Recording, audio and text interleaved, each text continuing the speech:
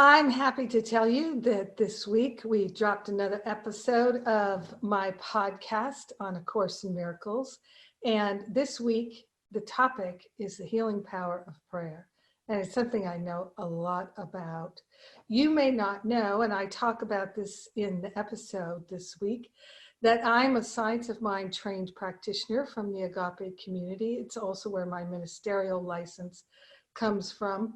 And so I know a lot about prayer. I had many years of training about prayer, and the power of prayer has transformed my life. There is no question of that.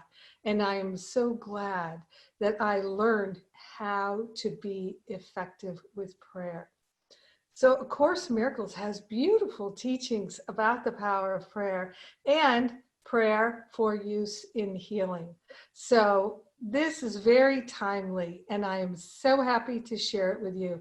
If you would like to learn more about what A Course in Miracles has to say about prayer, dive right into my episode this week, and I will be grateful for our connection, transcending time and space together by means of the technology in this podcast. So we get to join together with the Holy Spirit and have a healing. Let's do this.